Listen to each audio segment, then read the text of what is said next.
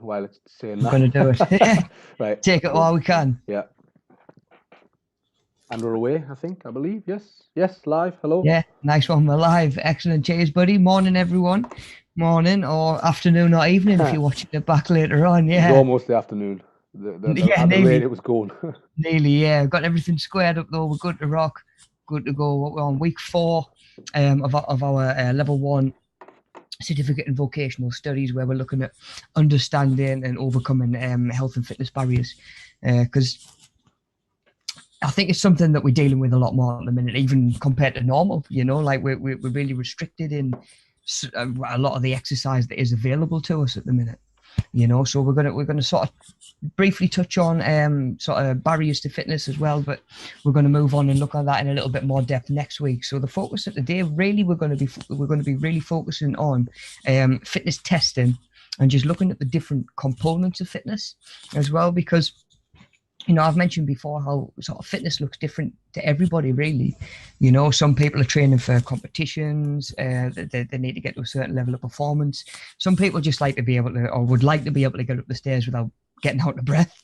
Like that sort of heavy panting at the top of the stairs when you've left it too long since you've been to the gym. Yeah. The dizziness, you get a bit of dizziness. Definitely, yeah, definitely. But of course, when we look at even famous athletes, somebody like Usain Bolt is built totally different to Tyson Fury, but they've both been at the top of their sport and were for quite a while, really. That'd be a hell of a fight, that, mine. I was going to say it'd be a hell of a race, wouldn't it? Both. They'd have to do both. Yeah. They'd have to have a fight, then a race, or vice versa. Yeah. I reckon the only way Usain Bolt's got a chance in that fight is if the race is done first. Yeah. Tyson Fury's knackered. Yeah. But we like I say, we've got all these different what we call components of fitness, and we're going to have a just brief look into these different components of fitness and what they are, what they mean, what the word stands for. If you do come across it, and then looking at specific training and testing that we can do to develop those specific components. Like if you were trying to get faster, for example, quite a straightforward one. If you were trying to get faster and cover a certain distance faster, you're better off trying to do stuff that's going to develop your speed, obviously, rather than stuff that's going to improve like your muscular strength. You're not going to be talking like 1 rep max on the squat rack in order to develop your speed. That would be handy if you needed to get stronger and you were trying to develop your strength. So yeah, we've got all these different areas of fitness because, like I say, fitness means something different to everybody. So if we can just roll on to the first slide, please, buddy. Yeah. We're just going to be looking at, like I say, components of physical. 6 components, yeah. Oh, sorry, you must have been one ahead of us. I was behind. The introduction, yeah. Oh, no, I'm on the introduction one now. Yeah. Introduction, yeah. So we've got physical and skill-related components of fitness as well, which we're going to look at. But like I say, specific fitness components can be necessary to achieve like excellence in sport, and that's not to say that we can't go and do sports that we enjoy or activities that we enjoy if we're not necessarily the best at it or we're not even particularly any good at it. If you enjoy it, that's half the battle, really. But I feel like it does kind of go hand in hand. Feeling like you can manage something tends to go hand in hand with enjoying it and really feeling like you can throw yourself at it. I've been along to certain things. I've tried sports and activities. I tried rugby in PE when I was a kid, and I realized pretty soon that, it wasn't for me. I was always quite quick and hard to catch, but when the big lads did catches, they really did catches, like, and I knew about it. So you end up realizing, like, okay, that's not for me. And I've moved into ways of training and being active that sort of appeal to me and my build and sort of what I'm naturally probably stronger at. But in order to be at the top of a sport or sort of like an industry or something like that, you tend to need certain skills, like a gymnast will only go so far if they're not particularly flexible, that sort of thing. Like all the best gymnasts in the world have got that extra level, say, of flexibility that sort of the other 99% of us don't have. But then we're going to use that later on in the session to sort of bring that back to our own fitness as well, because I imagine that a lot of us, you guys watching at home as well, we're not necessarily trying to be the best. We're just trying to find and pursue maybe a more active lifestyle, get a little bit fitter, a little bit healthier, and of course learn some stuff along the way as well. So we'll just be looking at how we can apply that to our own fitness, and of course making sure that you're getting the most out of your training and out of your time, you know, because I've always said, again, you want to try and match up your training with whatever components of fitness you are trying to actually improve. So if we go on, bud. Do you think that like you mentioned like the gymnasts and stuff, and obviously like rugby players and that, are you saying that people sometimes are naturally suited to certain types of fitness, do you think? Yeah, I think so. Certainly to be the best. Yeah. Certainly to be the best at that elite level. Excel, yeah. But that can give us a bit of an idea at the level that we're all at, you know. That can give us a bit of an idea what activities might just be totally sort of out of our ballpark or out of our comfort zone. Because I think a lot of us, when we start a new activity, when we go into a new environment, when we're meeting new people, it's quite natural to feel sort of out of your comfort zone already, you know, when you're putting yourself in that position. So to then feel that you're totally like a fish out of water, doing whatever it is that you're doing, it's just going to make you more likely to shy away. Maybe you go once or twice and you don't really feel comfortable, so you stop going back. And of course, the nature of what we do and what I'm always trying to sort of preach to people is just consistency and sustainability, you know. So if you do something for 2 weeks and then you know it's you sort of burn yourself out with it, you don't like it, you're probably even more likely to not move straight onto something else, because you're almost like the wind taken out of your sails a little bit, you know, where you're like, oh, do you know what, I'll have a couple of weeks, I might try something else. And before you know it, it's been 6 months since you've picked something else up, just from potentially going and having one experience that sort of put your guard up a little bit, you know. So yeah, there are ways that we can bring that back to our own fitness and look at, like I say, certain things that we might be more naturally inclined to than others. So yeah, we'll get a bit of a look at that as we go on through this morning's session.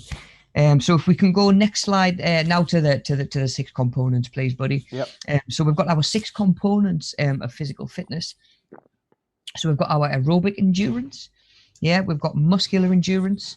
We've got flexibility, speed, which I mentioned earlier on, muscular strength, and body composition as well. So those are really sort of, like I say, those are physical components of fitness.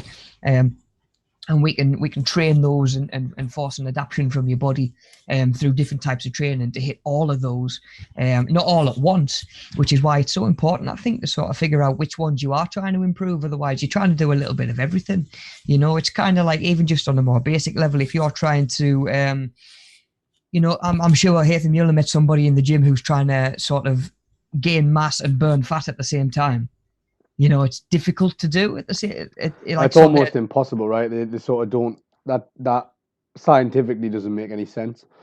Yeah, you've got to be really dialed in and really know what you're doing, and you're probably going to need some extra help with that and putting a plan in place. Whereas if you were to say, look, okay, I'm going to put a little bit of size on first, and then burn an excess body fat afterwards. You know, that's how you end up with like your bulk phase and your cut phase, which again, you know, you'll have come across that. And I'm sure exactly, you know, and in a sense, it makes sense. You know, sort of divide and conquer, do one thing, do it well, and then move on to something else, you know. So it works exactly the same with your training. You know, if you're trying to say, just looking at that list there, if you're trying to work on your aerobic endurance and your flexibility and your speed and your body composition all at the same time, you're getting pulled in 4 different directions, as opposed to just doing one, knock it off, or get to the point where you're happy or it's sustained, and then bring something else in as well and sort of build it up that way. So yeah, just getting an idea of what each of these 6 components actually means can give us an idea which ones maybe even just appeal more to you, you know, as an individual. So if we go next slide, bud, we've got aerobic endurance. So that's the ability of your cardio respiratory system, which is just your lungs and your heart pretty much, to efficiently supply nutrients and oxygen to working muscles during sustained physical activity. So you're talking stuff that's going on for a longer amount of time, be it even like a park run or something a little bit longer, you know, your Great North Run, your marathons, like that sort of thing, your half marathons. Any sort of endurance athletics, I guess, you know, sort of like your triathletes as well. Cycling, Tour de France Ugh. entrance wouldn't get very far without much aerobic endurance. It's just your heart's ability and your lungs' ability to get the blood where it needs to be. Yeah. And like I say, just cope, you know. So like I say, just straight away we've rattled a few off the top of our heads there, you know, that might require aerobic endurance. And if you are watching along, if you do think of any others, please chuck them in the chat, because there'll definitely be ones that we don't think about as well. But then there's monitoring as well, you know. So how do we monitor our aerobic endurance? How do we know if we're getting better or our aerobic endurance is improving?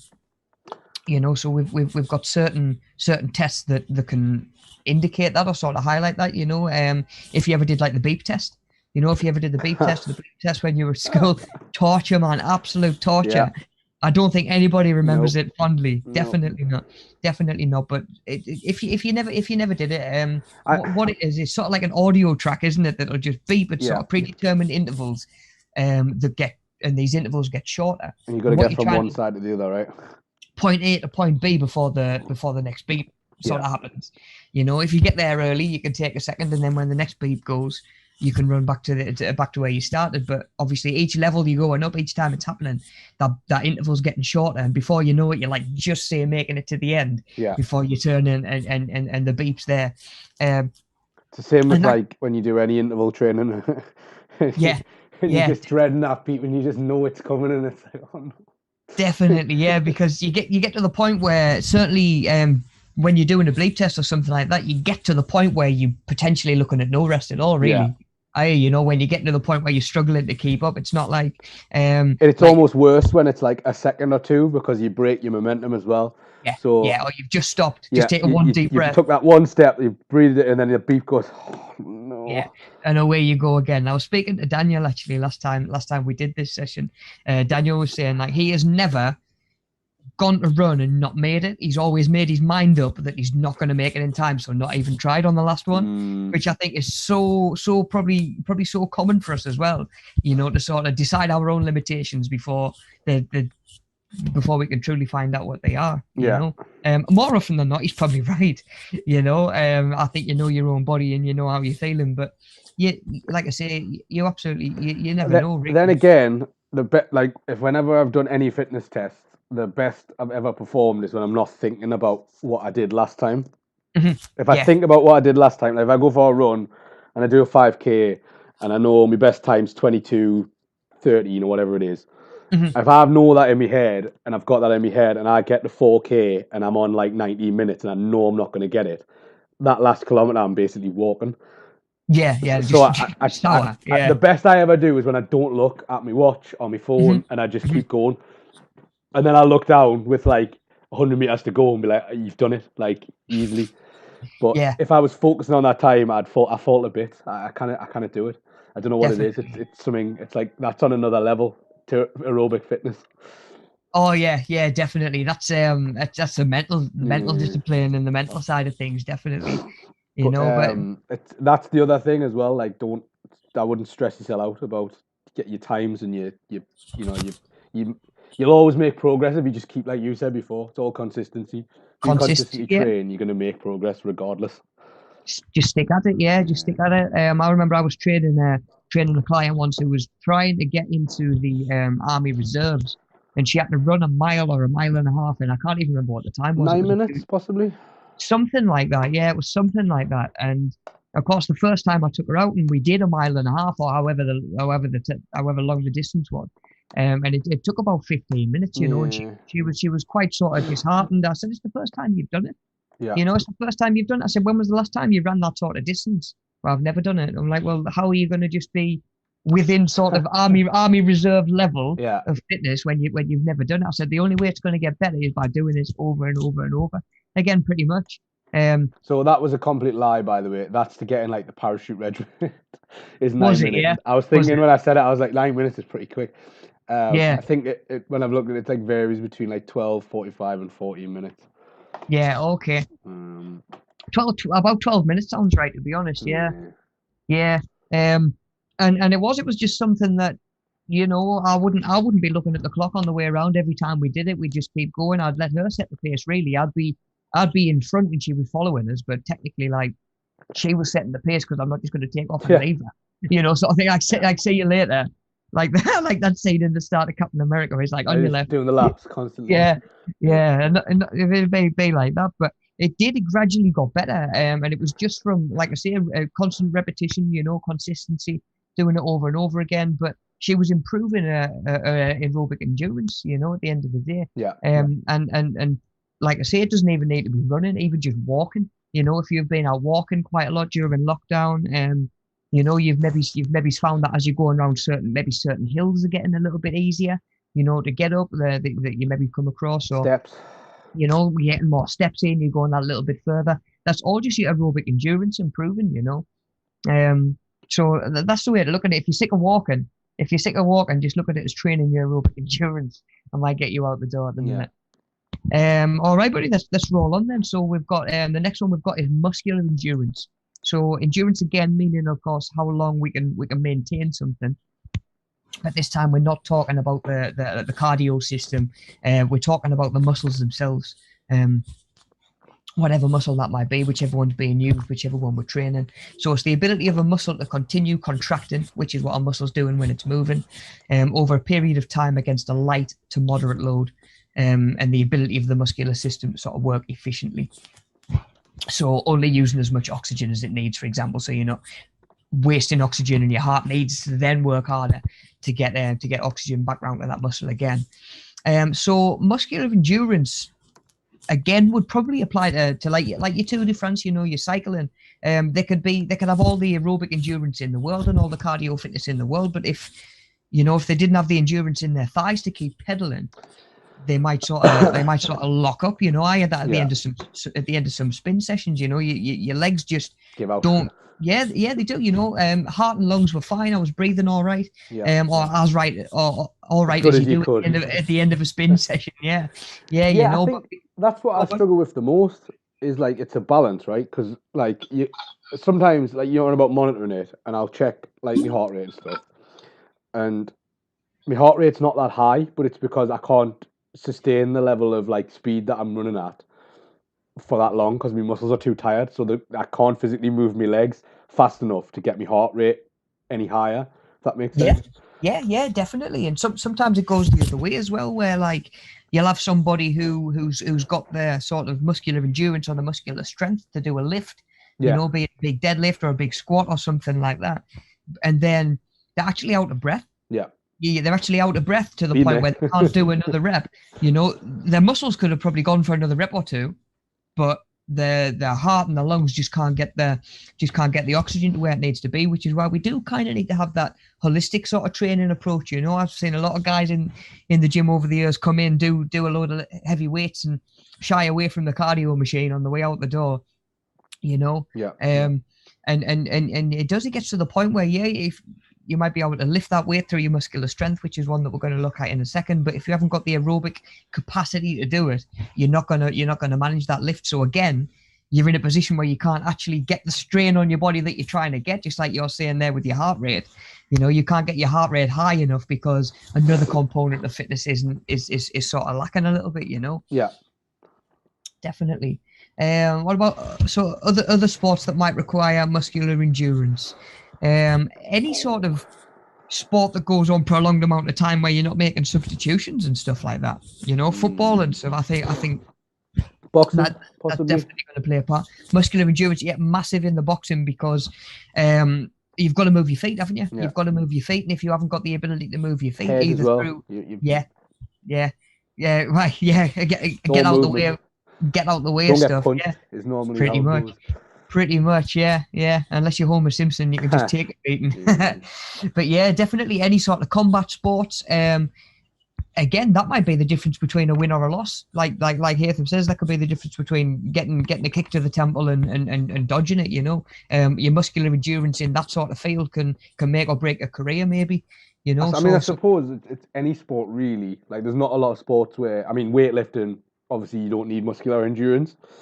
Yeah, it's all strength and all power. But I think anything else that you can pick out as a sport, you need to do it for a prolonged period. There's not many sports that you it's like, darts perhaps and snooker. But even then, like, I'd argue you need a level of it.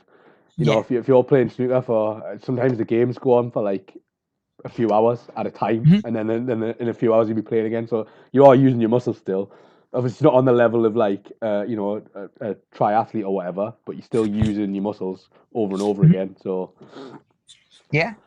Yeah, definitely. And like there's a lot of stuff that you wouldn't normally think about, like you say, that wouldn't normally require muscular endurance. Like obviously I follow the basketball quite a lot, and players yeah, might play in like a couple of minute stints and then come off and get a couple of minutes rest and then they go back on. But like you say, even that's muscular endurance. If you think that 3 minutes of running, 3, 4, 5 minutes of running isn't muscular endurance as yeah, well. You know, that's go high intensity though as well, go and isn't give it? it a go. Yes, of Yeah. course. Yeah, it is. It is really sort of hard. A few minutes or however long that might be. And not to say that there's not players out there that'll play 48 minutes a night. Yeah. You know, really, which really is muscular endurance. So yeah, like you say, buddy, I think most sports definitely require a role of muscular endurance. It's just a case of maybe your role within that sport, isn't it? You know Yeah. how much that's actually required.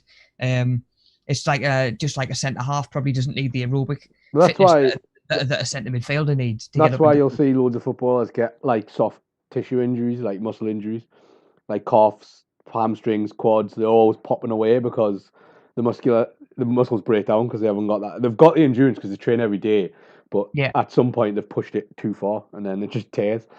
And you yeah, see them go down like they've been shot, like because the yeah. muscles just like, I'm done. I've got not. I can't hold together any longer. Like Yeah, just like I'm a twang finished. or a snap or a Yeah. ping or something. Yeah, yeah, And there's nothing worse than that feeling when you're running and it just that's it. yeah. Your So legs just give out. some part of the body just totally Bye. gives in. Yeah, Yeah. I'm out. I'm out. So how can we monitor muscular endurance then? I So, don't know. again, if there's it's an area that we're going to be looking to try and improve, we obviously want to make sure that we are improving. You know, so that might be if you've done sets to failure in the gym, maybe. You know, if you're doing even a bench press, you know, if you go to failure, which is pretty much till the muscle won't work anymore, how long does that take? If you keep the weight the same, or maybe just use the bar by itself, you know, the first time you do it, you might get 25 reps out before your muscle shuts down. The next time you might get 32, then you might get 38, and you're just gradually trying to build that up. That's all indicators that your muscular endurance is going in the right direction and actually getting better. And of course, it'll let you know if you're coming back over as well, which shouldn't be the case if you're consistent with it. But again, if you are going back to fitness or going back to the gym for the first time in a while, and you kid yourself and think you're going to go straight back to the level that you were at, you're going to get a bit of a wake up call. And your muscular endurance is a good way of testing that, you know. Or you'll do what I've done and you'll go back and you'll try and blast everything out that you did, and then you'll end up ill because your body Yeah, can't cope with it. yeah. That's to say if you haven't picked up little niggles or injuries and stuff like that as well, you know. Because of course, when we're training a muscle, we're tearing the muscle fibers. And then they come back stronger Well, and better. They're meant to anyway, through of course, sometimes. like through your diet and through protein and stuff like that, like we looked at last week. Yeah. You know, But that's one of the things as well, right? Like re-injury after you've got one. Like I know you used to do a lot of work with people in the gym, right? When they were coming back from an injury, like that's a massive risk, isn't it? If you've yeah, like torn your hamstring or you've had like a rotator cuff, which yeah, might have just been in like, you know, a car crash, or you might have fallen Mhm, over. You don't mhm. necessarily have to be doing sport, like could have been anything really. But Well, that that's it. Yeah, you've got a huge chance of it going again, right? If you don't do your rehab routine right, like it can quite easily, like I say, like a rotator cuff, like they tell you, it's something ridiculous. The stats on it, like you're 14 times more likely to have another injury again if you don't do your rehab properly and stuff like that. oh, definitely. Do you know, I've never heard that statistic, It's but that something wouldn't like that. surprise me at all. Yeah. It really wouldn't, buddy. You know, you don't even realize it, but when you're picking up injuries and stuff like that, you've probably learned to compensate for that injury in some way, you know, be it walking with your weight on your left leg a little bit more because your right knee's hurting, or something like that. And over time, it's like you say, if you're not strengthening and building your own mental confidence in the part that was injured, you're always going to overcompensate. So before you know it, yeah, your left knee's going to go Yeah. because you haven't got balance. You've got all your weight on your left knee rather than your weight dispersed across two, which is the way that we're built, really. Yeah. You know, at the end of the day, from like a physical point of view. So yeah, it really is easy. You know, like you say, rotate the cuffs. It doesn't even need to be an actual injury. It can just be tightness. Mm. You know, it can be tightness and bad posture, pulling your body into and pulling muscles into ranges that they're not really designed to work through. Then if you just move that way normally and you go to maybe pick up a heavy box or something like that, it's why manual handling training is so important in any sort of job that's going to require it, you know, because movement patterns day to day, especially when you're not thinking about it, probably aren't the best. We all get into bad habits, you know, even if we're just slouching, rounded shoulders, sort of slouching forward, that sort of thing. You know, the way you like you're saying, like the manual handling, the way you let go of stuff as well, not even necessarily pick it up, like the way you put stuff down. Sometimes yeah, I'll reach and like let go of something, and I'm like, what are you doing? Like, yeah, I'll get yeah, like a pain like all the way around. Like, what are you doing? Like yeah, it's just yeah, just like drop it or let it go yeah, or but whatever. like in a Yeah, way that I've like jerked all the muscles in my arm or shoulder, and I'm just like, why have you done that?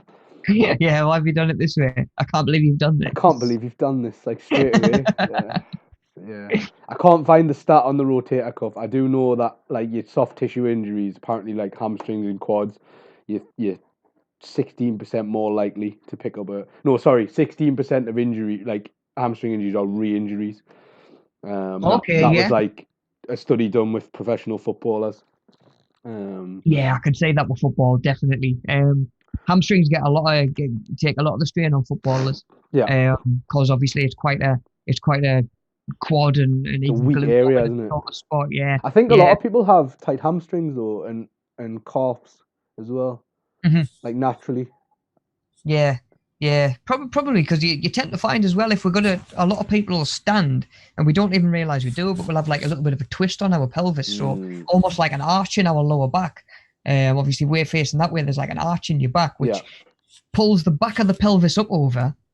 So everything that's attached to the back of the pelvis gets tighter, yeah, you know, stretched and out that, sort of. that is your hamstrings and your calves. Yeah. Yeah. Yeah.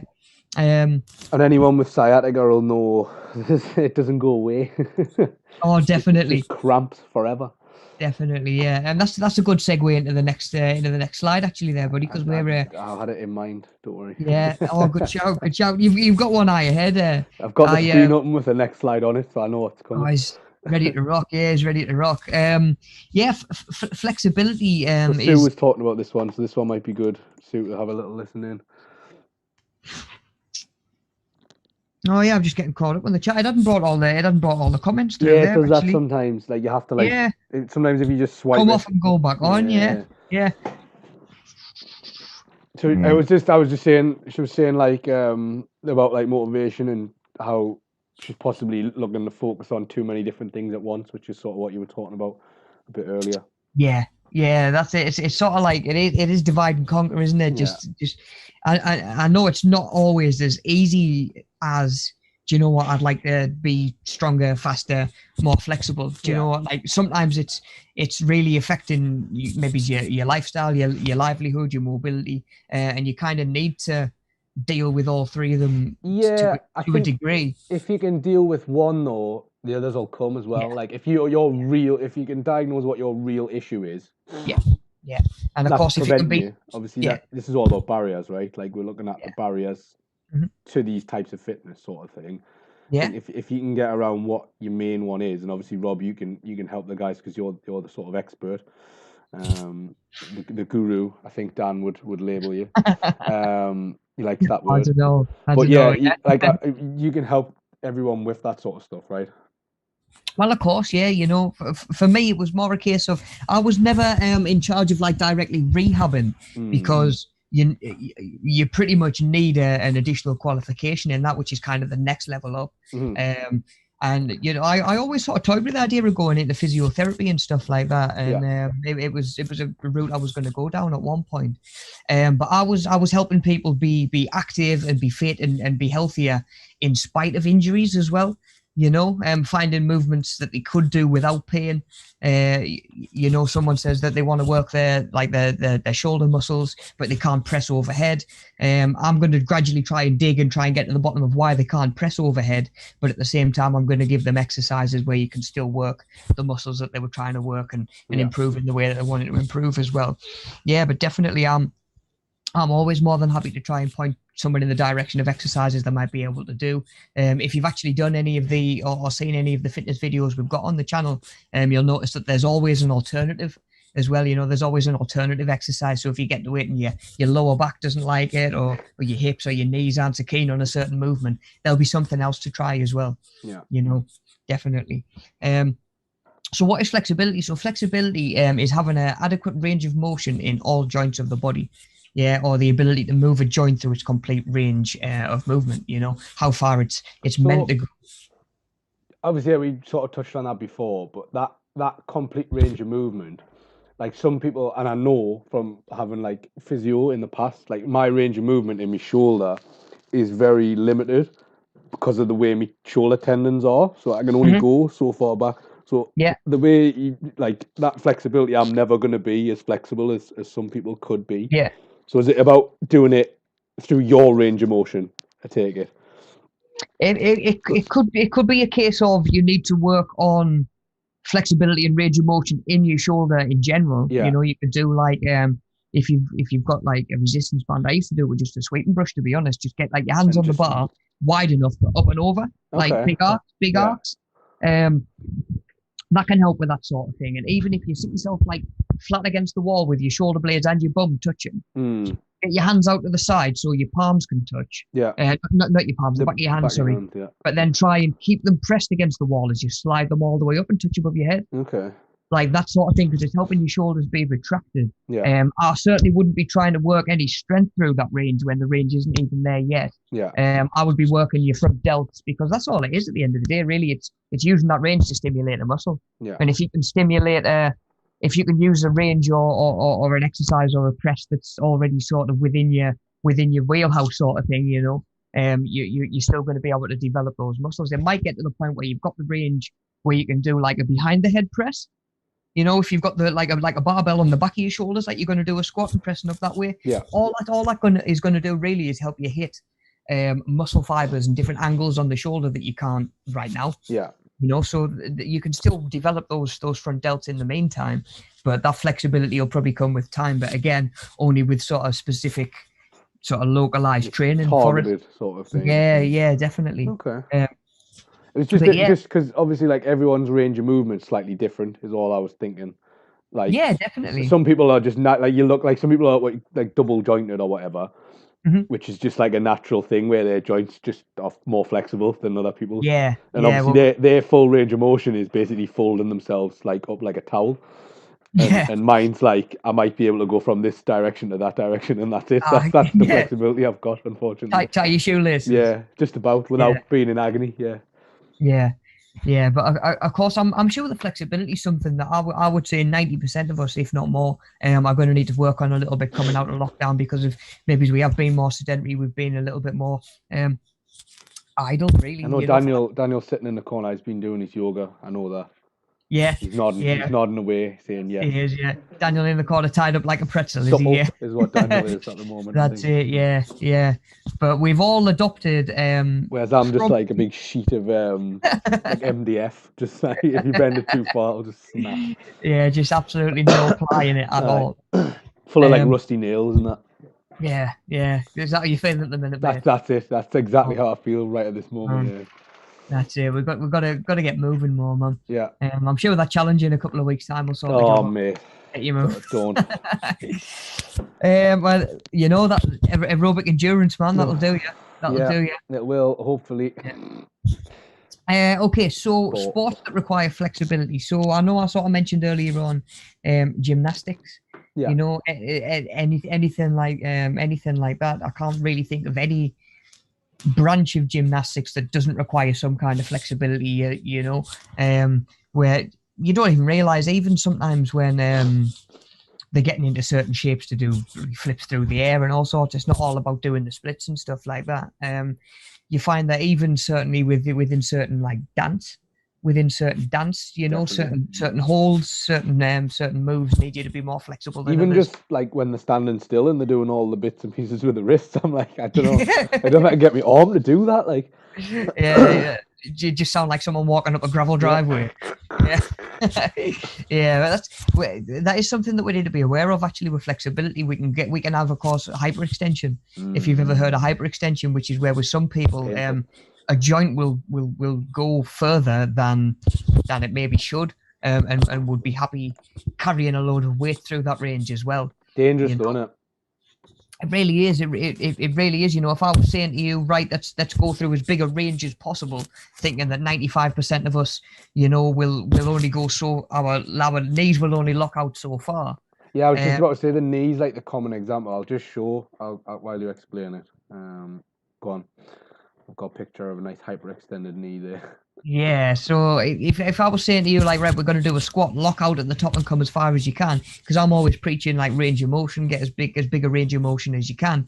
But then someone who is double jointed or who is able to just move like that might naturally just come as far as they physically can, which is when you're looking at that hyperextended knee, you've gone further than the knee is supposed to, really. Oh, it makes me cringe, man. Yeah, I've seen people on the leg press lock their knee. Now, I've ran across the gym to tell them not to lock their knees on the leg press, because if you lock your knee and it's going to buckle, it's going to go one of two ways. Yeah. I've seen a video of that happening where the lockout on the press and it goes like, instead of it coming back the way it should, it goes the other way. It's just like, no. Yeah, that happens. You're not leg pressing again. If that happens, you're just not doing it again. So yeah, we do need to be how far we're moving in terms of sort of flexibility and stuff like that. I find myself standing like that though sometimes, you know, like. I don't know if you ever do. Like, if I'm standing doing something, I'll find that I've locked my knee out and it's gone a little bit further back than it should have. And I'm just how has this happened? Yeah, how has this happened? Why is this? Why is this? Yeah, what's going on? I had one fella I was training in the gym actually who he had like really, really bad pain in his knee. Just one knee. And it was getting in the way of doing a lot of exercises. It was it written squats clean off.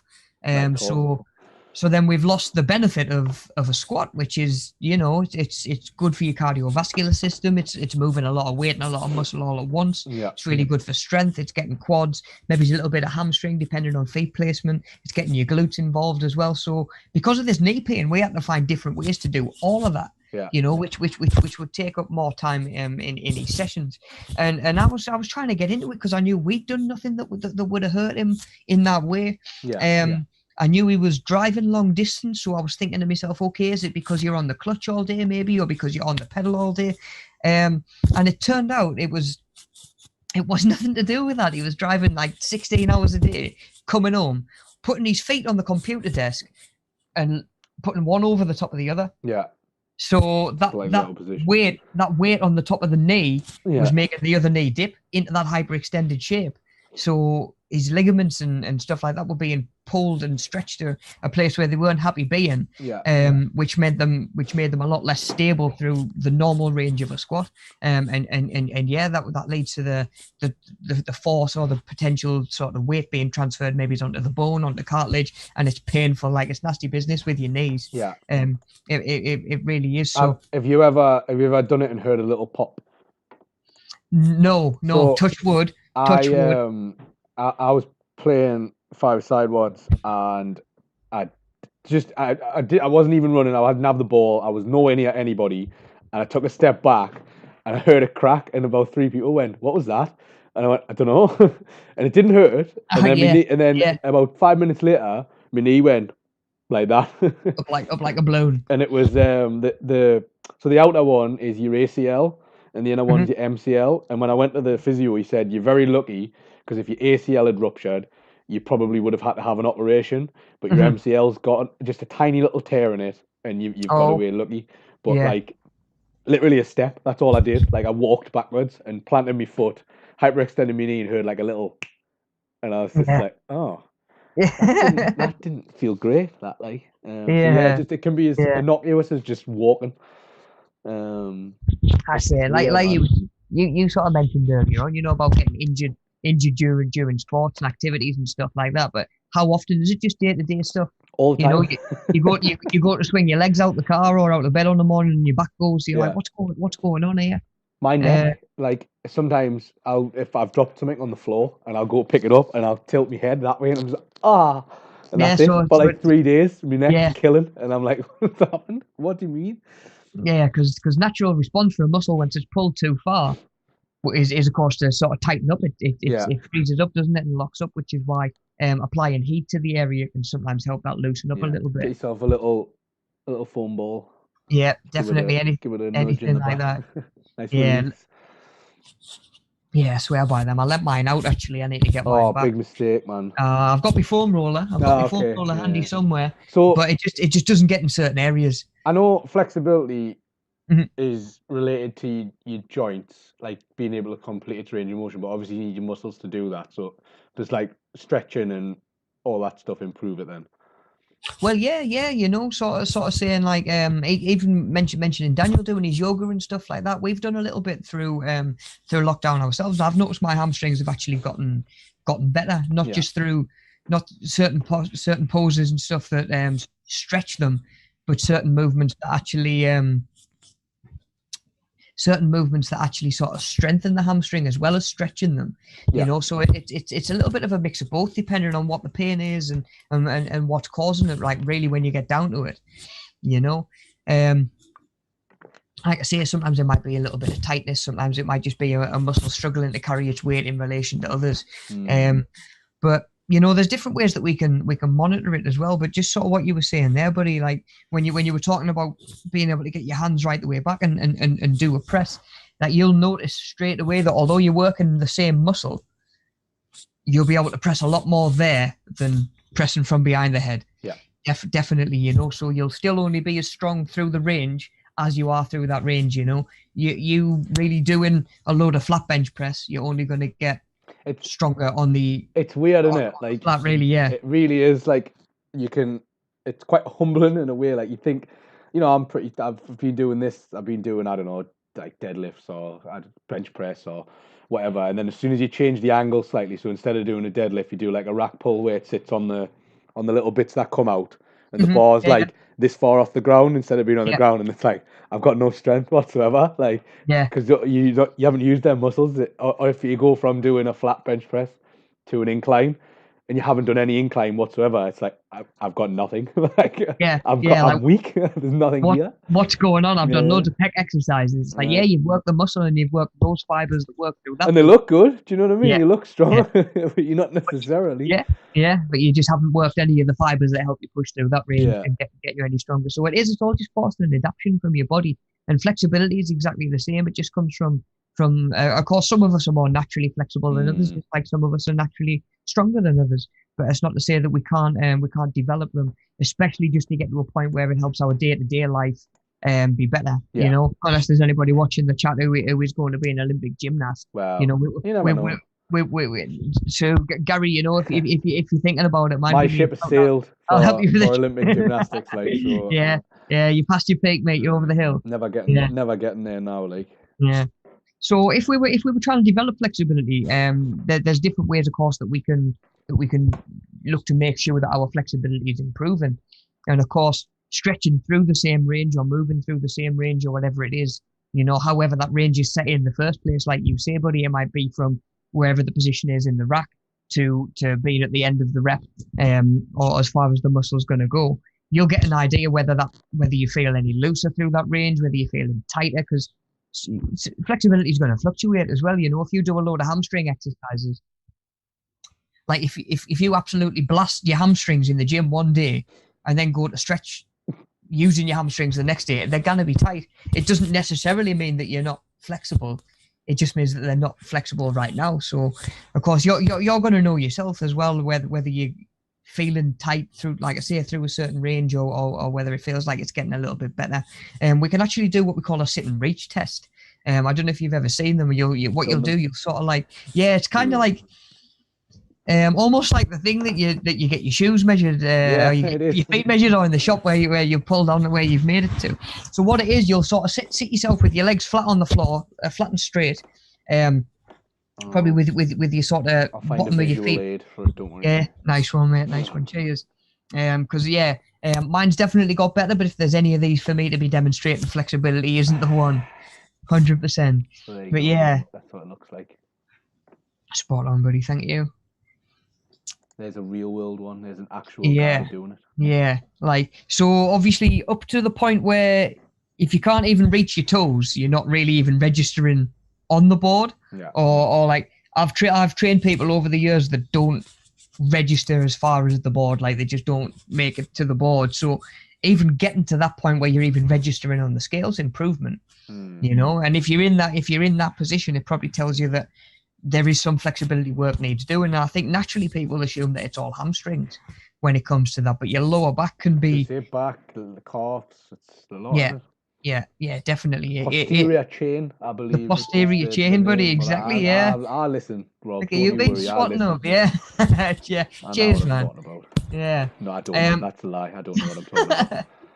So it is just tension in one muscle creating tension in other muscles. It is exactly like you say. If you literally picked up a chain and picked up like the top link, it's going to affect all the other links as well, isn't it? You know, and that's exactly how the body works. You can have tension in your shoulders that affects your back muscles, which affects your bum muscles, which affects your hamstrings, and you're going to end up with all sorts of issues all up and down. Yeah. Not just in the shoulder, but yeah, that's a sit and reach test that we can use to see just where our flexibility is at. And I think a lot of people will have the tense shoulders, especially at the minute, because everyone's like sitting hunched over a computer. So exactly, my you know, biggest thing, I like try every day. I catch myself in this, like, I start the day back here, and by the end of the day, I'm yeah, here. yeah. And then it gets to the point as well where you pull yourself into the right position, or Yeah. what you're being told is the right position, and it hurts. Oh yeah, of course. It hurts because your body's not used to it. Yeah. Well, I've had like nerve pain off the back of that. So trying to correct my posture to the point where I've ended up causing inflammation, which is then pressed on a nerve. Yeah, or was that just from sitting in that sort of So corrected position? Yeah. I'd had an injury in my trap, which I recovered from, but then because I'd like compensated because it was hurting, I was sitting in a position where it wasn't, and then trying to pull it back to being in normal position, it got the injury, like where obviously must have had a bit scar tissue or whatever, and that then caused inflammation because the muscle's sore, and it's Flared up. it's pressed on a nerve, which is then giving us. I mean, there was a point I couldn't really move this hand properly, so I was like, I Right. was picking stuff up, and it was just letting go. Yeah. And that's all just from bad posture and bad training. Do Yeah. you know what I mean? So Yeah. it's easy done. Like, and Really is. it wasn't even like anything, like heroic that I did. It Yeah. was just Yeah. poor form across like a few weeks. But I think we've got it drilled into us, and we hear it so often: no pain, no gain. Yeah. Well, And we that definitely. exactly, we get into the habit of thinking, right, we're just going to push through this. This is it's just DOMS, you know, it's just muscle soreness from training. It wasn't. When you know, sometimes it's not. Sometimes, more often than not, if it's painful, you know, you need to do something about it. I think certainly when you're exercising for a while, you turn to feel the difference between the right pain and the wrong sort of pain. Yeah. But like you say, buddy, your nervous system is like the first reminder that you're going to get that your body's all linked. You know, you've got a trapped nerve in your back, and your toes and your fingers are tingling all day. You're like, what's going on here? And again, you know, we can go too far and, like you say, kind of overcompensate. Especially when we realise that we get to a point where we're not very flexible. I think it's the same as anything, isn't it? We try and pick ourselves up and put ourselves at the finish line straight away.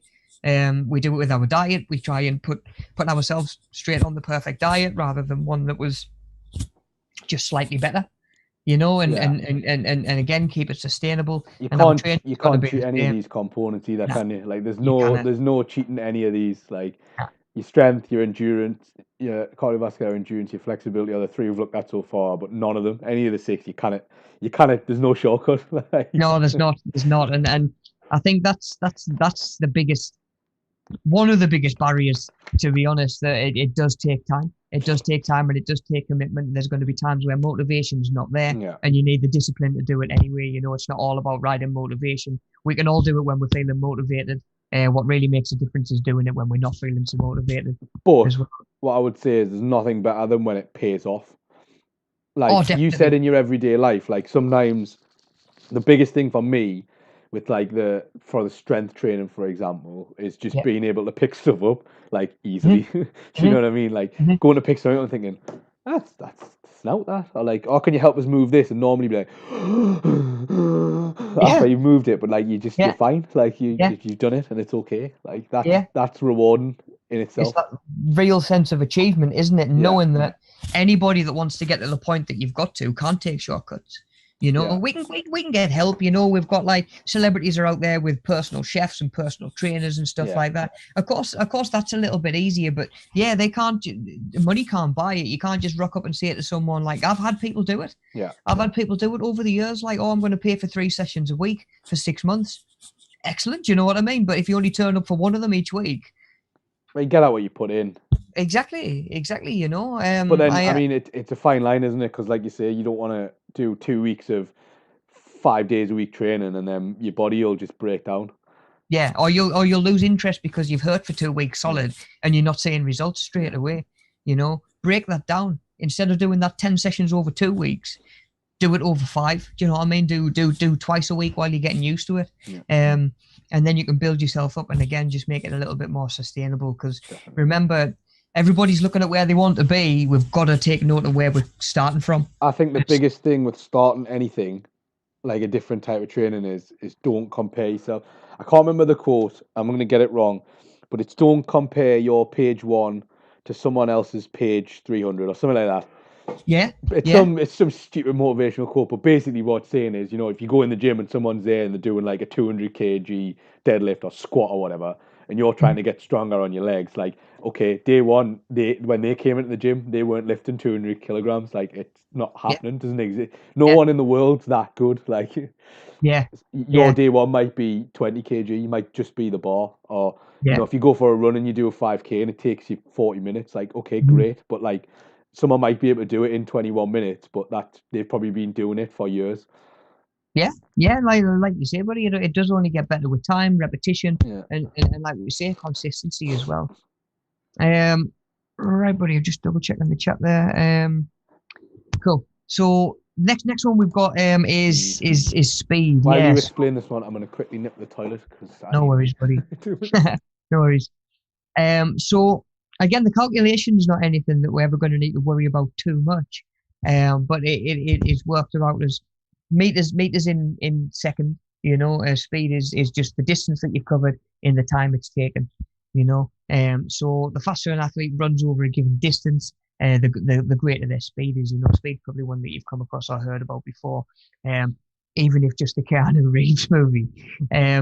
So there's a lot of sport where speed can give you an edge, you know, be it sort of like a sport like football, you know, where maybe being first to the ball gives you more extra possessions, extra chances to do whatever it is that you're meant to be doing, getting points, and whatever it's going to be.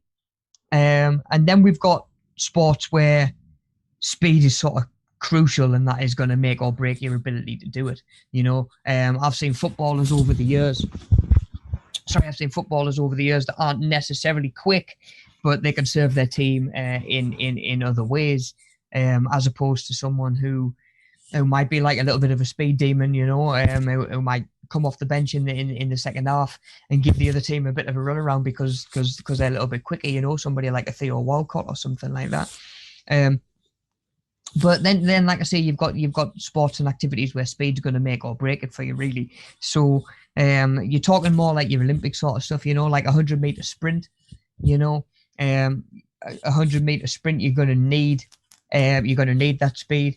You know, you're not going to get very far without it. Even sort of up to 200, 400 meters. I guess even longer distance, you know, the sort of running that Mo Farah's done, and it's not pure explosive speed, but it's sustained speed at the end of the day. If he's finishing first, he's the fastest guy out there. You know, at the end of the day, he's done that distance in the fastest time. He has the most speed. It doesn't matter necessarily how far he's going. So, like I say, there are some sports and some sort of activities out there that need you to have the speed, certainly to be good at it and to be competitive at it. And then you've got other sports again like football, basketball, where speed might give you a bit of an advantage, but it's not necessarily crucial to your ability to do it. Of course, monitoring speed, the best way to do it really is just run the same distance over and over. Really, you know, at the end of the day, I used to go over the school field when, like, on the weekend and stuff like that, because I lived local, and just use the 100 meter track, and just do some 100 meter sprints, you know, time it, seeing if you're getting any quicker. Yeah. And that's the best way to do it, to be honest. And that's not to say if you're training for a marathon, go out there and start doing a load of 100 meter sprint training. Yeah. And oh, I'm getting faster. I'm getting faster though, so that's going to transfer over to me whatever it is, 21 miles or 26, 26.2, something like that, I think. Yeah, I believe. Yeah. So, you know, Speed's a funny one, isn't it? Like it is, yeah. It's really relative to the distance, definitely to the distance. Obviously, you've got, like, it's relative to the distance, so you've got things like cycling, that you look at your speed as well, but then you've got your running, and like you say, like Mo Farah's quick. I would describe Mo Farah as fast, but that over the distance he runs. Yeah, he's not a speedster, is like, he? He's not going to win any 100-meter races by No. any means, because he's like in relative terms to the sprinters, he's a stick figure, really. Yeah. But you know, there's not many people in the world would beat him over 5,000 meters. So exactly, yeah. You know, at the same time, he'd get blown out the water doing 100 meters next to Usain Bolt, wouldn't he? But then Usain Bolt would probably have dropped dead had he tried to run at the same pace as Mo Farah. Over 5 or 10K. So for as long as it's just it's weird speed, I always think. Yeah, but there are different ways we can monitor it, but I would always try and make it specific to what it is you're trying to get faster at. Yeah. Do you think you can be fast at both? Do you think you can have? You can be good at both, and you can practice both and get better at both. Yeah. You're at the same time. You're not going to be the best in the world at either while you're trying to do both. Yeah. You're going to be like an all-rounder, right? Where you're decent at both, but not good at either. Jack of all trades, master of none. Yeah, exactly. What about? I know we talk about speed, like running. What other examples? Obviously, the cycling. Is there anything else where you would need speed, do you think?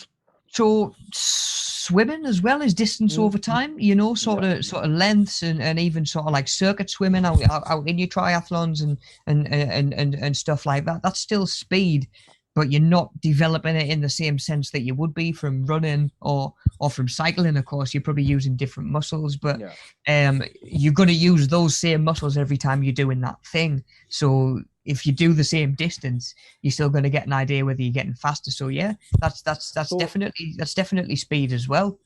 Because the other thing the other one that I think about with speed, and I don't know if I'm necessarily thinking of it right, but if you do a certain circuit, for example, so like everyone's seen, like, there's a billion workout videos out there, but some of them are like a reps challenge, for example.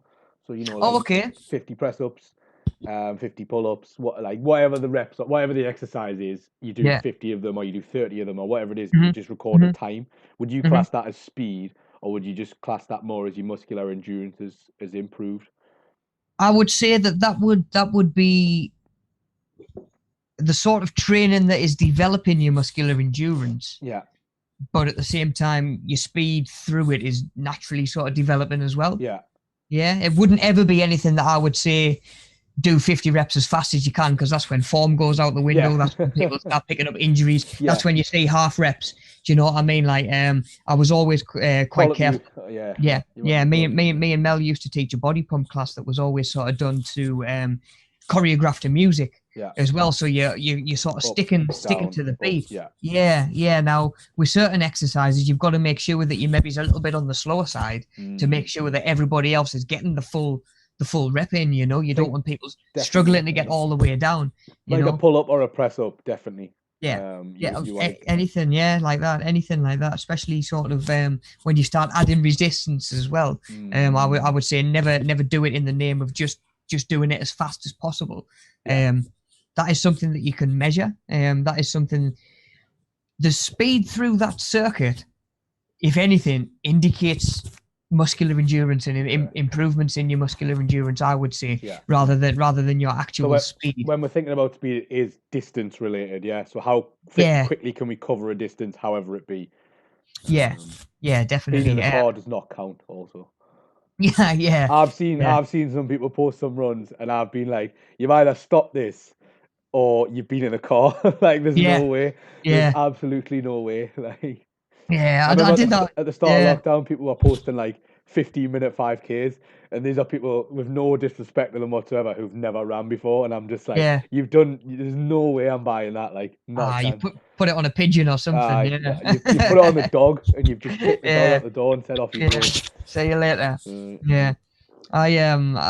When we used to do the drop-ins in the office, and we used to do a walk around Mulberry Park, sort of get a bit of fresh air, take in like just some of the local stuff, and of course get some exercise while we were on. And I used to use like Map My Walk. It's like MyFitnessPal's version of sort of like a pedometer, but it GPS, it tells you everywhere you've been and stuff like that. yeah. And I forgot to end it one day, and I was flying down the A19 on the way home, and it was like 1 mile, 2 mile, 3 mile. walk duration an hour and a half. Yeah. Average speed 36 miles an hour. I was like, you what? And then I realized, Just a little stroll, man. just blow the cobwebs off. But 36-mile-an-hour walk, not even a run. yeah.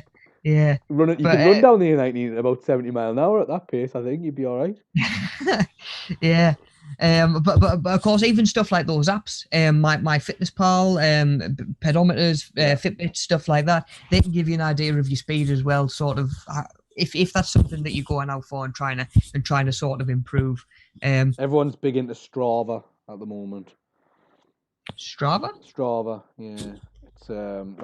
It's because you can add people on it, so it's like a little bit of a social network as well. okay. I'll show you. I don't actually use it, but everyone constantly asks if I'm on Strava, and I'm like, no. Yeah. It tracks your exercise, uses GPS data, but you can add people on it. So you it's a bit like they give you like a thumbs up and they like your run, and it's like a cheer in your on sort of thing. Yeah. Which is, for some people is great. The reason I'm not on it is because I'm too competitive, and B, I compete with myself more often than not, and I get really annoyed if I don't beat my own time. Yeah. Oh, mate, you'd be a nightmare on any video games with the ghost setting turned on. I am, I hate it. Like, I'm more focused on beating myself than I am beating other people. Like, what other people are doing, not interested at all. Yeah. In terms of time, speed, distance, like I'm all about. Right, we did that last week. We've got to beat that this week. Yeah. Even if it's totally unachievable, like. Yeah, definitely. Which is the way to do it, like you say, don't compare yourself to somebody else and where they're at. Yeah. They're at a different point of their journey to where you are on yours.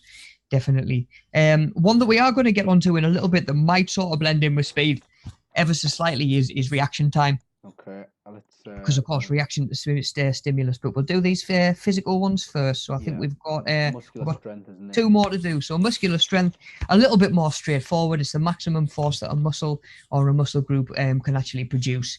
So for a shorter amount of time and not necessarily over and over and over again. It might only be once. If you ever heard of 1 rep max training, where you'll literally just put as much weight on a bar or through a lift or an exercise that you're going to do, and you're just trying to complete it just once with as much weight as physically possible, really. But you'll know you got stronger, like I was saying before. Like, I don't know, if you've had to move the fridge or whatever to change the kitchen round, and then you come to do it again, and you've been doing strength training, you'll probably notice it's a bit easier. Yeah, I used to quite regularly getting 12 weeks into someone's program, or maybe if they'd block book for 10 sessions and they were on their last session, I would always pull a client back to what they did on day 1, just to say like that was how many reps you managed, that was the weight that you were doing and struggling with, just to really reinforce the difference that they've made in potentially just 9-10 weeks, and we're not even talking 3 months. So yeah, it's handy to be able to go back and revisit stuff that you used to struggle with, definitely, just to get an idea with how far you've come, and probably no more so with the muscular strength.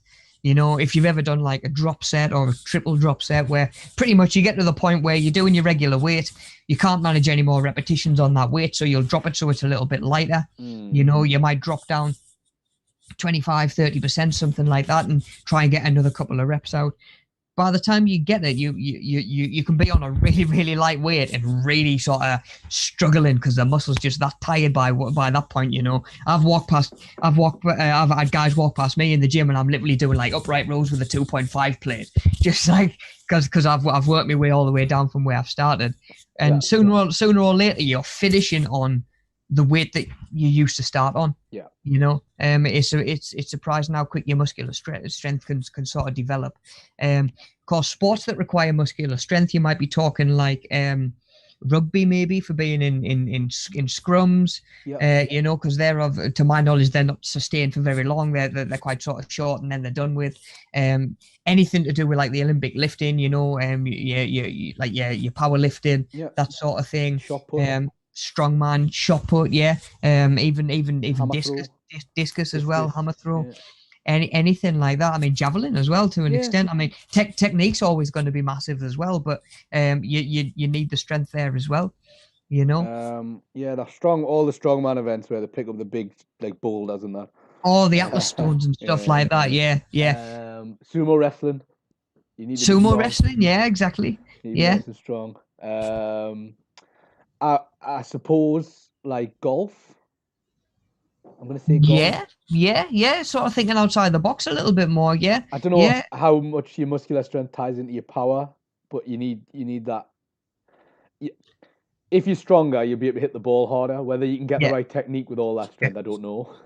I have seen people, well, that's exactly it. It's the same as doing just a regular lift, isn't it? Yeah. You wouldn't do an overhead press with a load of weight on before you had the technique down. Yeah. Now, I have seen people in the gyms using the cable machines to simulate a golf swing. Yeah. I've seen that done. What you don't want to do is only do that on one side. You would definitely want to balance that out on the other side, even if you don't ever swing with the left way or with the other side. Still make sure that you're training in balance. You would never you don't see footballers go out and only train their kick and thigh. You know, they'll work on both of them as well. A lot of them will train up their body as well, to be fair. Yeah, definitely. And it gives you that edge, you know, when you're running towards the ball, to be able to like shrug off someone. Get away from a tackle. Something my PE teacher pointed out to me that always stuck with us, because it was literally the first time we'd ever done the 100 meters, and he was telling us to punch through the air as well, punch through the air, and of course the faster your arms are moving, more often than not, your feet will actually follow. So he made the point that all Olympic sprinters, or all the best Olympic sprinters, are quite jacked up body wise as well. Shoulders and traps. And even like biceps and arms and stuff like that as well, you know. And of course, like I'm always saying, the body works well when it's all trained together and working sort of as one unit, and it's all in balance. As Thanos would say, perfectly balanced. As all things should be. Exactly. But you know, even stuff like that can affect your muscular strength in that sense, can affect your speed as well, you know. So some of these components do tie in with others as well. Muscular strength, again, the way to monitor it, I would say, would just be obviously like your 1 rep max is usually the best way to do it. Even sled training, as long as it's not over. If you've ever seen like prowlers where they'll put a load of weight on, the American footballers use them quite a lot. Yeah, push either with their shoulders or with their arms. And your legs. And your legs. Yeah, as long as you're not going too far where it becomes a case of endurance, either aerobic or muscular. Yeah.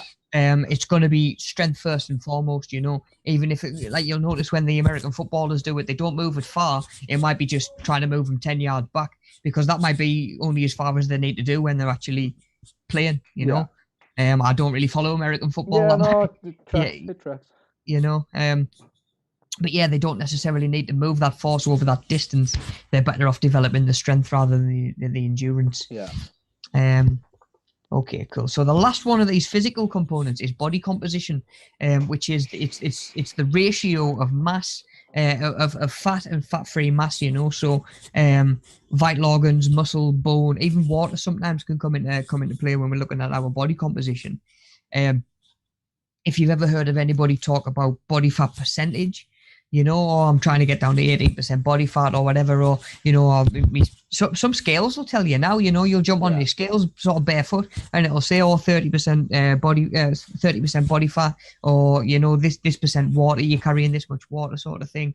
And again, that's a way, to be honest, when you're training for the aesthetic side of things, which is why a lot of people are in the gym and a lot of people are training, this is probably the component that they're trying to work on, even if it is just burning off like love handles, or like a little bit of stubborn fat around your midriff, or something like that. Body fat stores itself in different places on everybody, really. It'll go to somewhere first on different people.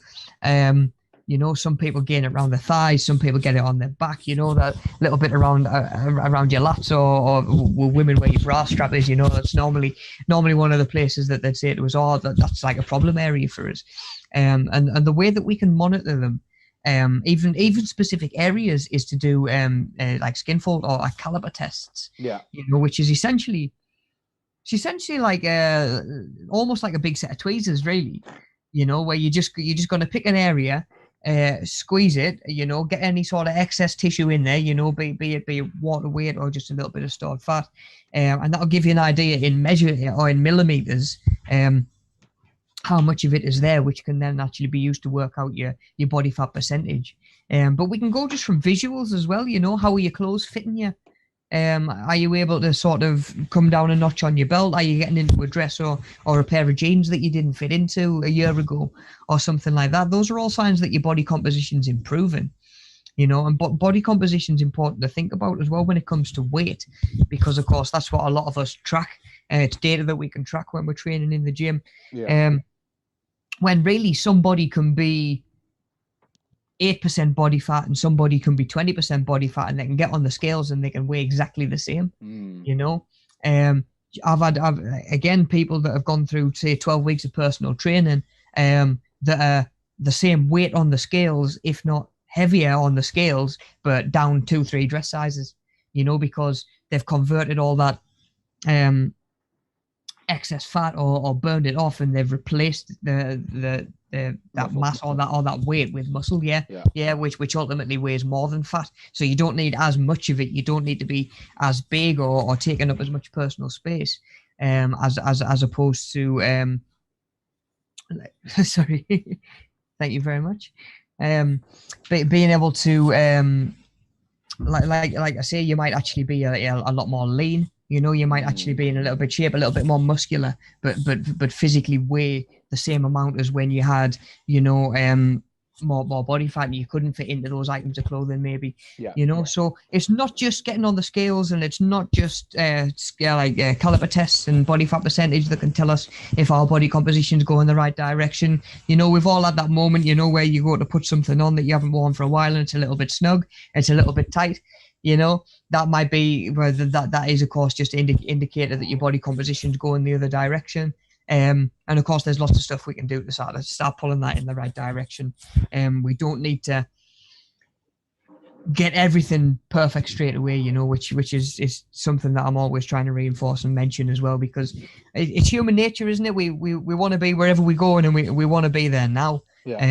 We want to have the diet, we want to be sleeping right, we want to have enough water, we want to be training right, where like you're saying, Sue, it might be best to just pick one of them, work on them, and then other stuff will fall into line as well. But those are the 6 physical components of fitness, and then just spinning on from there. Next slide, we've got 5 components of skill related fitness. So again, these are components that we can develop and that we can work on, just maybe in different ways. So we've got agility, which is first. So if we can go to the next slide, we'll just work through these as we go. Agility, we've got the ability of a sports performer to quickly and precisely move or change direction without losing their balance. So it's sort of a little bit of coordination mixed with a little bit of speed as well, and a little bit of balance in there. But like I say, just being able to just quick sort of sudden changes of direction. Again, dancers are going to be quite agile. A lot of the American footballers are quite agile, really. Right, for big guys, like over 200, for big guys, over 200 pounds, and they can like they do a 40-yard dash, it's called, and they like change direction before they do it, Yeah. and they can move, man. They're not And then they'll change direction again. So the yeah, guy they're who's not too going, shabby, like.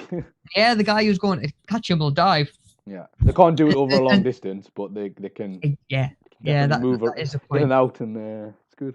But yeah, anything like that, quick sort of controlled movements, like Messi. Yeah. Messi's one of the best I've seen for it. Messi probably the best I've seen since. Obviously, I wasn't really watching him when he was playing, but George Best, Yeah. George Best, when he would drop a shoulder or make a certain body movement that had everybody watching him convinced he was going to do one thing, Yeah. and then he'd just pull in a different direction and do something totally different and make everybody look absolutely daft. Yeah. But yeah, you know, I've seen Messi pick up the ball in the edge of a box, and within 3 steps, really, he's gone through 6 defenders with the ball under control as well, which is a different skill altogether as well. Yeah. But the agility's got to be there. Well, if you watch any of the American football players, like especially the smaller, like, you know, you've got your running backs or your wide receivers. Yeah, Some of the the quarterbacks. nippier ones. Yeah. There's just like you watch them run and there's just no catching them. Like yeah. It's like you Shane look at the Williams point. in rugby is quite similar. He was like really small. He was a scrum half, and he was like he was tiny for a rugby player. But he ended up being, you know, like one of the best Welsh rugby players ever. So yeah, you know, the point guard position in basketball is a lot of shorter guys who normally probably wouldn't have made it into the league if it was all just about the big man and who's tallest, all that sort of thing. Like there's some really, really talented and game changing, team leading point guards out there that like you say, they're doing little stuff that the big guys can't keep up with.